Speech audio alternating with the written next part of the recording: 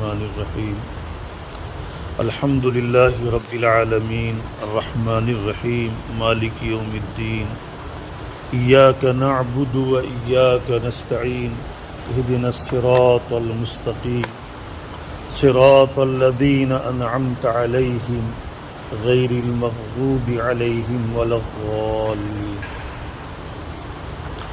اس سورت کا نام سورۃ الفاتحہ ہے۔ سورۃ الفاتحہ اس وجہ سے رکھا گیا کہ فاتحہ کے معنی ابتدا کے ہیں، اور یہ چونکہ قرآن کے شروع میں یہ سورت ہے اور قرآن کی سب سے پہلی سورت ہے، اسی وجہ سے اس سورت کا نام سورہ فاتحہ رکھا گیا۔ اس سورت کے اور بھی بہت سارے نام ہیں۔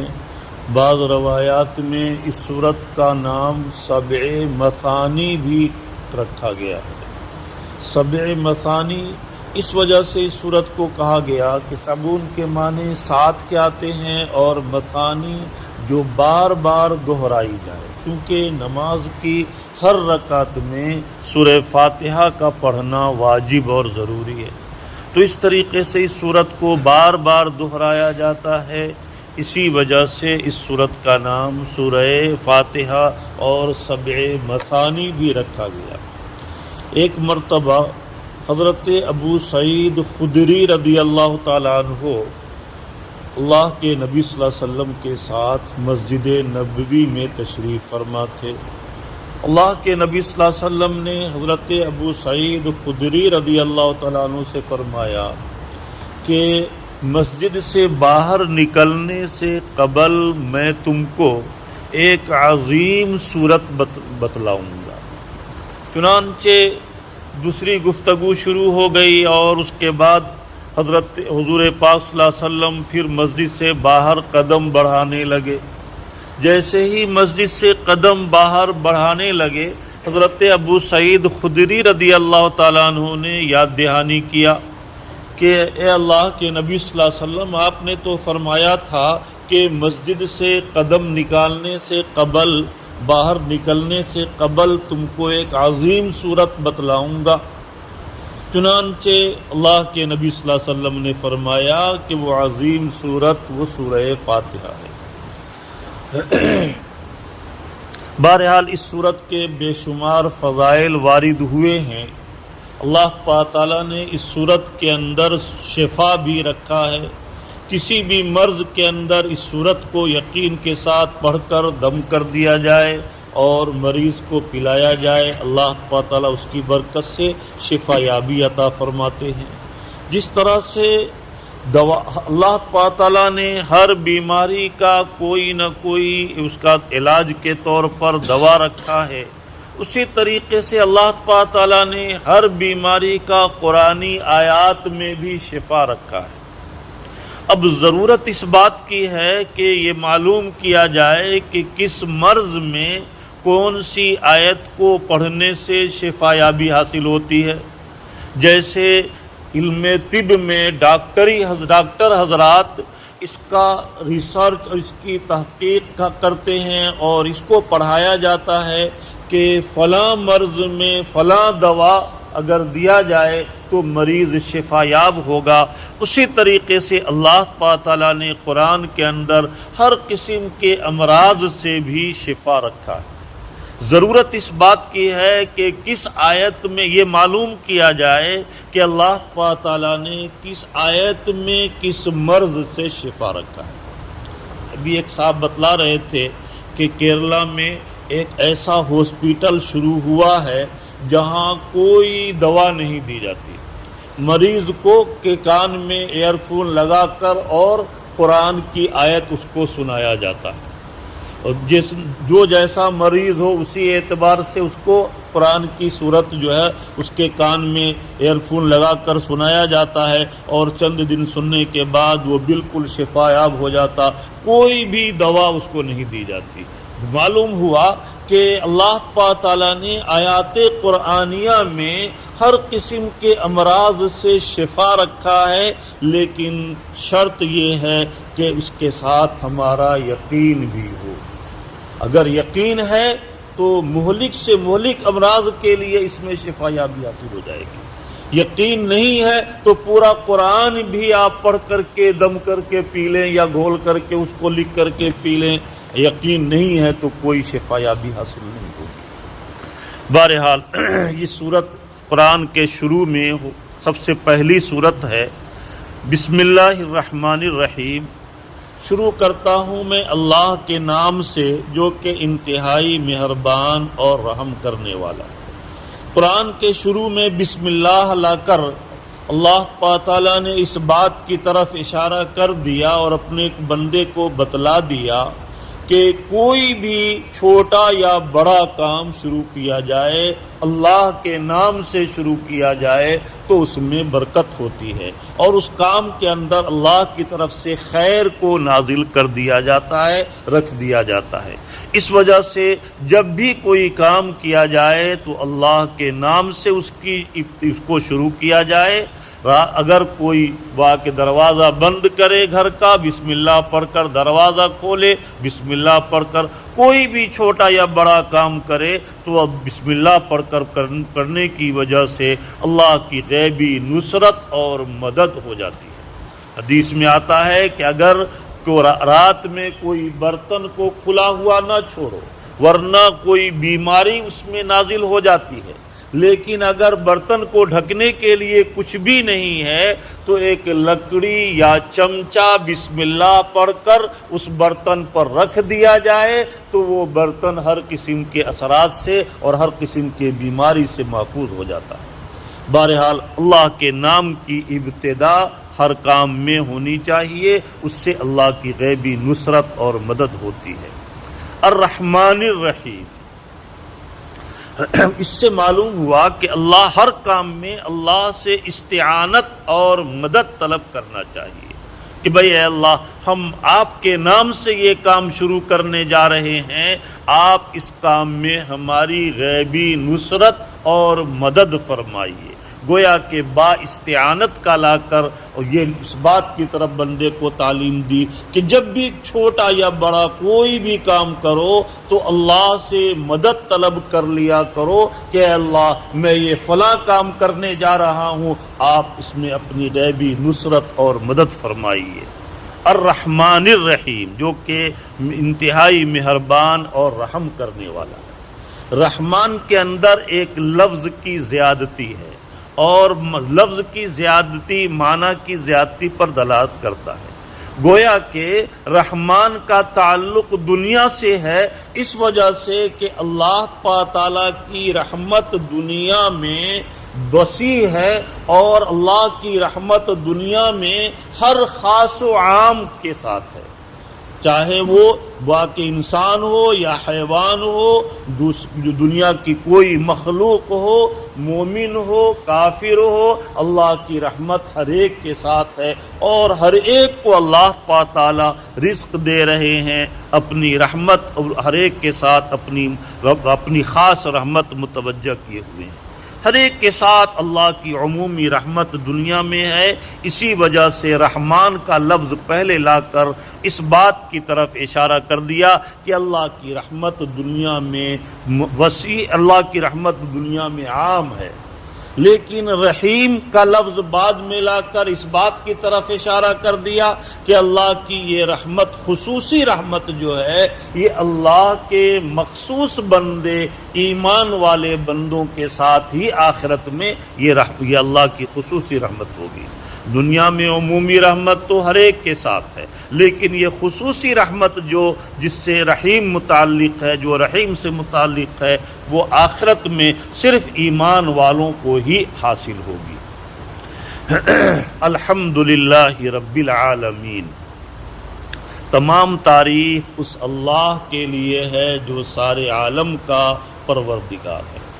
حمد کہتے ہیں کسی اچھے اختیاری کام پر کسی کی تعریف کرنے کو، ایسے کام پر تعریف کرنے کو جس کام میں اس کو پورا اختیار کلی حاصل ہو، اور کسی بھی انسان کو کسی کام پر اختیار کلی حاصل نہیں ہے، بلکہ ہر بات جو اختیار کلی صرف اللہ کی ذات کو حاصل ہے۔ اللہ کے علاوہ کسی بھی انسان کو مکمل اختیار چھوٹا بڑا کسی بھی کام پر حاصل نہیں ہے۔ اسی وجہ سے تمام مفسرین کا اتفاق ہے کہ حمد کا لفظ صرف اللہ کے ساتھ مخصوص ہے، اللہ کے علاوہ کسی دوسرے کے لیے استعمال کرنا جائز نہیں، اس وجہ سے کہ اللہ کے علاوہ کسی کو بھی اپنے کام پر اختیار حاصل نہیں ہے۔ کسی بھی بندے کو اپنے کام پر اختیار حاصل نہیں، بلکہ دنیا کی کسی مخلوق کو اختیار حاصل نہیں۔ وہ اللہ کی مرضی کے تابع ہے، اللہ کی توفیق کے تابع ہے۔ اسی وجہ سے ہر خیر کے کام کے لیے اللہ تعالیٰ سے توفیق کے حصول کی دعائیں کرتے رہنا چاہیے۔ جب تک کہ اللہ کی طرف سے توفیق اور اللہ کی طرف سے اس کام پر اعانت نہ ہو، اللہ کی طرف سے غیبی نصرت اور مدد نہ ہو، کوئی بھی چھوٹا یا بڑا کام انسان نہیں کر سکتا۔ گویا کہ بندہ کو اختیار کلی حاصل نہیں، مجبور محض بھی نہیں، لیکن یہ کہ اختیار کلی بھی حاصل نہیں ہے۔ بندے اپنے تمام اعمال میں اللہ کی مشیت کے محتاج ہیں، اللہ کی مشیت کے بغیر کوئی پتہ بھی نہیں ہل سکتا۔ اسی وجہ سے لفظ حمد ذات باری کے ساتھ مخصوص ہے۔ تمام تعریف اس للہ اللہ کے لیے ہے۔ اللہ کے علاوہ دوسروں کے لیے اگر تعریف کرنا ہو کسی بندے کی تو اس کے لیے مدح کا لفظ، شکر کا لفظ استعمال کیا جا سکتا ہے۔ کوئی بندہ کسی کے بندے پر احسان کرے، کوئی انسان کسی انسان پر احسان کرے تو اس احسان اپنے محسن کی شکر گزاری ضروری ہے، لیکن اس کے لیے شکر کا لفظ یا مدح کا لفظ ہے، حمد کا لفظ اس کے لیے استعمال کرنا درست نہیں۔ رب العالمین، عالمین یہ جمع کا صیغہ لا کر اس بات کی طرف اشارہ کر دیا کہ عالم کے مختلف قسمیں ہیں، اور اللہ تعالیٰ نے بہت سارے عالم بنائے ہیں۔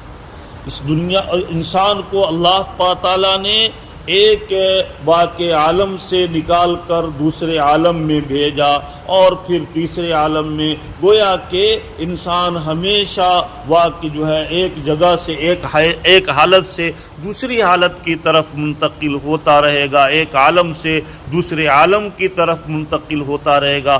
عالم دنیا، عالم برزخ، عالم آخرت، عالم حشر، اس طریقے سے عالم کی بہت ساری قسمیں ہیں۔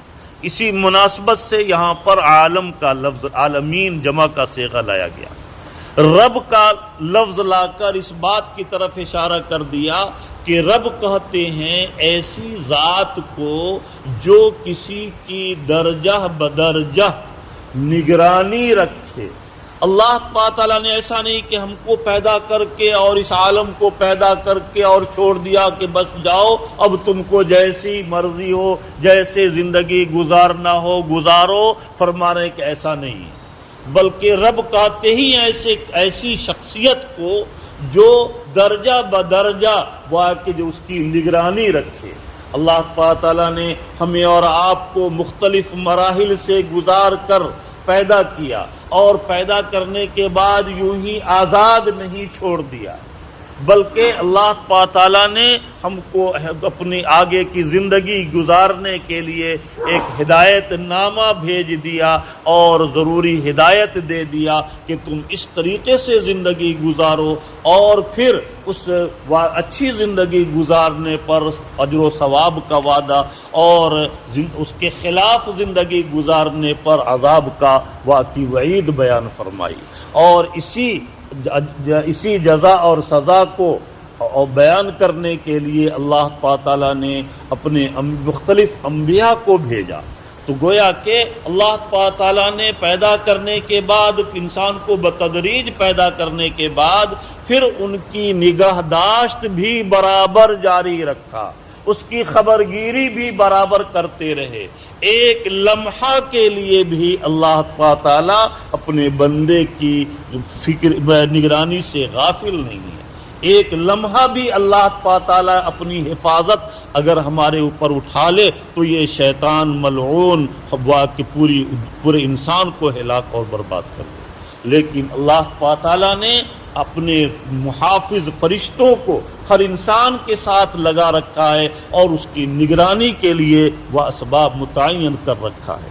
رب العالمین فرما رہے ہیں کہ اس عالم تمام تعریف اس اللہ کے لیے ہے جو پورے عالم کی مخلوق کی کو پیدا کرنے والا ہے، اس کی نگرانی کرنے والا ہے، اس کی دیکھ بھال کرنے والا ہے، اس کی ہر ضرورت کو پورا کرنے والا ہے۔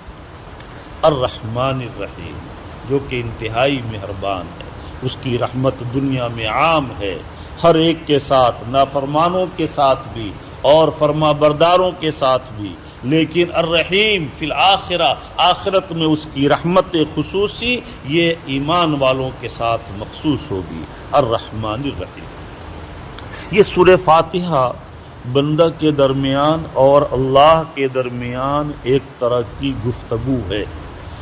ترمذی شریف کی روایت میں ہے، مسلم شریف کی روایت میں بھی آیا ہے کہ جب کوئی بندہ کی سورہ فاتحہ کی قرأت شروع کرتا ہے تو گویا کہ ہر آیت پر اللہ کی طرف سے اس پر جواب ملتا ہے۔ شروع کی سورہ فاتحہ کی شروع کی جو 3 آیتیں ہیں وہ اللہ کی حمد و ثنا پر مشتمل ہیں اور اللہ تعالیٰ کی تعریف اور بڑائی بیان کی گئی۔ الحمدللہ رب العالمین، الرحمن الرحیم، مالک یوم الدین۔ یہ تینوں آیتوں میں اللہ کی عظمت و بڑائی کا اظہار کیا گیا ہے۔ مالک یوم الدین، جو کہ یوم جزا کا مالک، قیامت کے دن کا مالک ہے۔ اب سوال یہ پیدا ہوتا ہے کہ مالک اس کو کہتے ہیں جو تمام امور کے اندر تصرف کا جس کو اختیار کلی حاصل ہو، اور واقع جو ہے اس کے برخلاف جو غلام ہوتا ہے اس کو اپنے کسی بھی عمل پر اختیار حاصل نہیں ہوتا۔ چنانچہ خلیفہ ہارون الرشید علیہ الرحمہ نے ایک مرتبہ ایک غلام خریدا۔ غلام سے پوچھا کہ بھائی تم کیا کھاؤ گے؟ اس نے کہا کہ حضور جو چاہیں۔ پوچھا کہ تم کہاں سوؤ گے؟ کہا حضور جو چاہیں۔ کہا تم کیسا لباس پہننا پسند کرتے ہو؟ کہا حضور جو چاہیں۔ ہر بس سوال کے جواب میں وہ یہی جواب دیتا رہا۔ تو خلیفہ نے پوچھا، ہارون الرشید علیہ الرحمہ نے کہا کہ بھائی میں تم کو پوچھ رہا ہوں تمہاری خواہش، کہ تمہاری اپنی کچھ خواہش ہو تو بتلاؤ، تم ہر بات ہر جو ہے سوال کے جواب میں یہی کہہ رہے ہو کہ حضور جو چاہیں۔ تو غلام نے جواب دیا کہ دیکھیے حضور، میں آپ کا غلام ہوں اور غلام کی اپنی کوئی خواہش ہوتی ہی نہیں۔ غلام کہتے ہی اسی کو ہیں جو اپنی ہر خواہش کو اپنے آقا اپنے مولا کی خواہش میں فنا کر دے۔ چنانچہ معلوم ہوا کہ ہم بھی اللہ کے بندے، اللہ کے غلام ہیں، لہذا ہماری اپنی کوئی خواہش نہیں ہونی چاہیے، بلکہ اللہ تعالی ہمارے ساتھ جیسا بھی معاملہ کریں ہر حال میں ہم راضی اور خوش رہیں کہ بھئی اللہ کا جو اللہ کی جو مرضی از مرضی مولا بہما اولا، کہ اللہ کی مرضی سے جو بھی ہو رہا ہے اسی میں کوئی نہ کوئی خیر مخفی ہے، پوشیدہ ہے، ہم اسی پہ راضی اور خوش ہیں۔ بندے کی شان یہ ہونی چاہیے۔ چنانچہ لاہور میں ایک مجذوب تھا، ایک مجذوب تھے، وہ جو ہے پورے لاہور میں یہ چلاتے رہتے تھے اور یہ صدا لگاتے رہتے تھے کہ یہ پورے عالم کا نظام ہماری مرضی کے مطابق چل رہا، ہماری مرضی سے چل رہا ہے، اور پورے عالم کے اندر جو بھی ہو رہا ہے ہماری مرضی سے ہو رہا ہے۔ تو لوگ اس کو مجذوب سمجھ کر اس کو چھوڑ دیتے، کوئی چھیڑتا نہیں تھا۔ ایک شخص نے، ایک اللہ والے نے اس کو پکڑا اور کہا کہ بھئی تم یہ کیا باتیں کر رہے ہو کہ پورے عالم کا نظام ہماری مرضی سے چل رہا ہے، اس طرح کا جملہ تم جو اختیار کیے ہوئے ہو، اس میں تو بظاہر خدائی کا دعویٰ سمجھ میں لگ رہا ہے، تم اس طرح کا جملہ کیوں کہہ رہے ہو؟ تو اس نے کہا کہ دیکھیے خدائی کا دعویٰ نہیں بلکہ عبدیت کا دعویٰ ہے اور عبدیت کا اظہار ہے، اس وجہ سے کہ ہم اللہ کے بندے ہیں، اللہ کے غلام ہیں، اور اللہ تعالی ہمارے آقا ہیں، اور آقا جو بھی کرے بندے کو اس کے ہر عمل پر راضی اور خوش رہنا چاہیے۔ اس بنا پر ہم نے اپنی مرضی کو آقا کی مرضی میں فنا کر دیا۔ اب ہمارے آقا جو بھی کرتے ہیں ہم یہ کہتے ہیں ہماری مرضی کے عین مطابق ہے، لہذا ہماری مرضی سے ہی یہ سب کچھ ہو رہا ہے۔ بہرحال مالک کہتے ہیں اس کو جو تمام امور پر اختیار کلی رکھتا ہو۔ بہرحال فرمانے کے مالک یوم الدین، یوم جزا کا مالک ہے، قیامت کے دن کا اللہ تعالی مالک۔ اب سوال یہ پیدا ہوتا ہے کہ آج بھی تمام امور کے مالک تو اللہ تعالی ہے، تو پھر قیامت کے دن کے ساتھ ہی ملکیت کو اور مالک ہونے کو خاص کیوں کیا گیا اس آیت میں کہ قیامت کے دن کا اللہ تعالی مالک ہے، جبکہ آج بھی تمام امور کے مالک اللہ تعالی ہی ہیں؟ تو اس کا جواب یہ ہے کہ اصل میں آج بھی تمام امور کے مالک اللہ تعالیٰ یقیناً ہیں، اس میں کسی شک و شبہ کی گنجائش نہیں، لیکن ملکیت کا دعویٰ کرنے والے آج ایک نہیں، ہزاروں نہیں بلکہ لاکھوں ہیں۔ بہت سے انسان ہیں جو اپنی ملکیت کا دعویٰ کرتے ہیں کہ میں اس چیز کا مالک ہوں، میں اس چیز کا مالک ہوں، میں پورے ملک کا مالک ہوں، میں پوری دنیا کا مالک ہوں، میں فلاں ملک کا مالک ہوں۔ گویا کہ اس دنیا میں ملکیت کا دعویٰ کرنے والے تو بہت سے لوگ ہیں، لیکن قیامت کے دن یہ ساری ملکیت کے دعوے دار ختم ہو جائیں گے، کسی کا نام و نشان نہیں رہے گا۔ جو پوری دنیا پر حکومت کرنے والے اور حکمرانی کرنے والے، ان کا بھی کوئی نام و نشان نہیں باقی رہے گا قیامت کے دن۔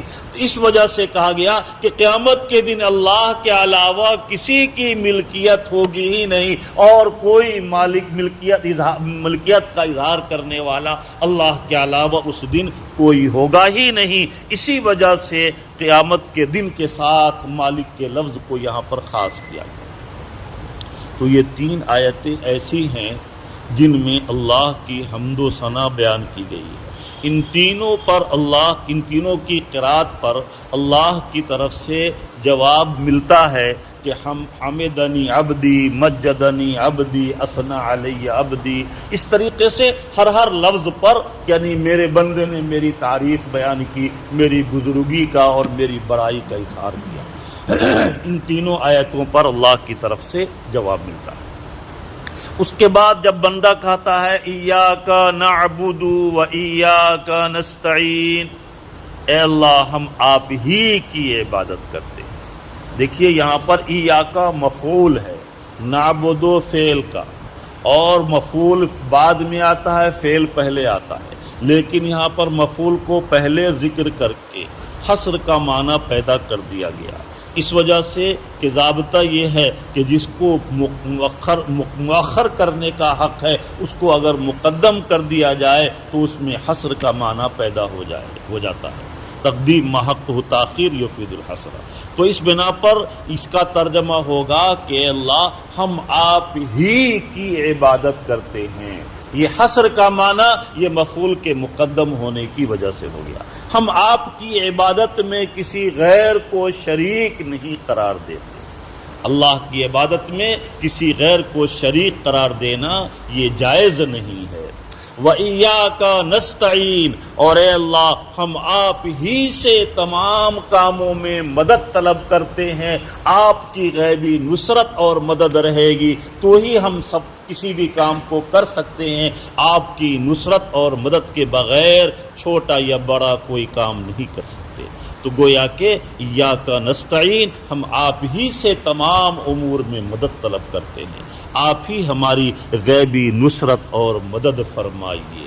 جب بندہ نماز کے اندر اس آیت کو پڑھتا ہے تو اللہ تعالیٰ کہتے ہیں ھذا بینی و بین عبدی، یہ میرا معاملہ میرے بندے کا معاملہ ہے۔ مجھ سے جب مدد مانگ رہا ہے تو میں ضرور مدد کروں گا میری واقع، اور میں ضرور اس کی خبر گیری رکھوں گا۔ اس کے بعد بندہ کہتا ہے اہدنا الصراط المستقیم، اے اللہ مجھے سیدھے راستے کی جانب رہنمائی فرما۔ ہدایت کا دو طریقہ ہے۔ ہدایت کے معنی آتے کسی کو راستہ بتلانا۔ اس ہدایت کی دو قسمیں ہیں۔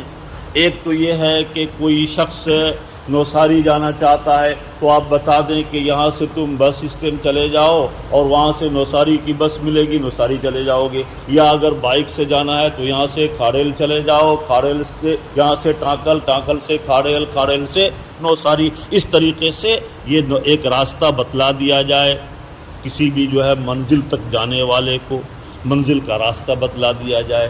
یہ کہا جاتا ہے اراۃ الطریق، یعنی کسی بھی منزل کے طالب کو منزل کا راستہ بتلا دینا کہ بھائی تم ایسے ایسے گھوم کر کے چلے جاؤ، جیسے میپ کے ذریعے سے راستہ بتلا دیا جاتا ہے، راستہ بتلا دیا۔ اور دوسرا ہے ایصال الی المطلوب، کہ اس کے مقصود تک اس کو پہنچانا۔ کہ بھائی کوئی جانے والا ہے نوساری تو کہا کہ چلو بھائی میں بھی نوساری جا رہا ہوں، میں تم کو نوساری پہنچا دیتا ہوں۔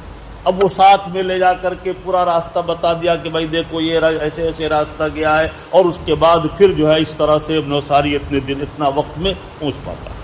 تو یہ ایصال الی المطلوب ہے۔ گویا کہ اللہ تعالیٰ نے راستہ بتلانے کے لیے، ہدایت کا راستہ بتلانے کے لیے ہدایت نامہ ہمارے پاس یہ قرآن کی شکل میں، اپنی کتاب کی شکل میں اللہ تعالیٰ نے اپنے واقعی جو ہمارے لیے نازل فرمایا۔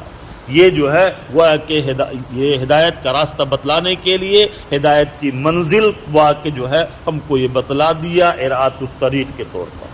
اور پھر ایصال الی المطلوب کے لیے اللہ تعالیٰ نے مختلف انبیاء کو بھیجا۔ انبیاء نے ان میں سے ایک ایک احکام پر عمل کر کے اپنی عملی زندگی کو امت کے سامنے نمونہ کے طور پر پیش کر کے اور بتلایا کہ بھائی دیکھو تم اس طرح سے منزل تک پہنچ سکتے ہو اور اس طرح سے اللہ کی رضا اور اس کی خوشنودی کو حاصل کر سکتے ہو۔ اہدنا الصراط المستقیم، اے اللہ ہم کو سیدھا راستہ بتلا دیجیے، ایسا راستہ کہ جس کے اندر کوئی نفس اور شیطان ہم کو اس راستے سے بہکانے والا نہ ہو، ہم آپ کی رضا اور آپ کی خوشنودی کو حاصل کر لیں، کوئی درمیان میں ہمارے لیے رکاوٹ نہ بنے۔ صراط الذین انعمت علیہم، ان لوگوں کا راستہ بتلائیے کہ جن راستہ پر چلنے والوں پر آپ نے اپنی نعمتیں نازل فرمائی ہے، اپنی رحمتیں نازل فرمائی ہے۔ چنانچہ منعم علیہ کا جو قرآن کے اندر تذکرہ ہے، 4 قسم کے لوگوں کو واقع جو ہے منعم علیہ قرآن کے اندر 4 قسم کے لوگوں کو کا تذکرہ منعم علیہ کی ذیل میں ہے کہ من النبیین والصدیقین والشہداء والصالحین، انبیاء، صدیقین، شہداء اور صالحین، یہ 4 جو ہے منعم علیہ ہیں، جن پر اللہ کی خصوصی عنایتیں، خصوصی رحمتیں ان کی طرف متوجہ رہیں، اور اللہ تعالیٰ نے دنیا میں بھی ان کی غیبی نصرت اور مدد کیا، اور صحیح راستے پر ان کو چلنے کی توفیق دے کر صحیح راستے پر انہوں نے چل کر امت کو بتلایا، اللہ کے بندوں کو بتلایا، اور پھر وہ پاکیزہ زندگی گزار کر یہاں سے ایمان کی حالت میں رخصت ہو گئے۔ تو ایسے لوگوں کا راستہ بتلائیے جن پر آپ کی نعمتیں، آپ کی رحمتیں نازل ہوئیں اور آپ کا انعام نازل ہوا، مرنے کے بعد بھی ان کا اعزاز اور اکرام کیا گیا، اس وجہ سے کہ اصل اعتبار تو انسان کے خاتمے کا ہے اور اخیر وقت کا ہے۔ انسان پوری زندگی، حدیث میں آتا ہے کہ بعض مرتبہ ایسا ہوتا ہے کہ انسان پوری زندگی طاعت میں لگا رہتا ہے، اللہ کی عبادت میں لگا رہتا ہے، لیکن اخیر وقت میں اپنی زبان سے کوئی ایسا لفظ نکال دیتا ہے جس کی وجہ سے وہ ایمان سے رخصت ہو کر اور کفر کی حالت پر کفر پر تک پہنچ جاتا، اور کفر کی حالت میں اس کی موت واقع ہوتی ہے، پوری زندگی کی عبادت خاک میں مل جاتی ہے۔ اس کا کوئی فائدہ اجر و ثواب نہیں ملتا۔ اللہ تعالی ہم سب کی حفاظت فرمائے۔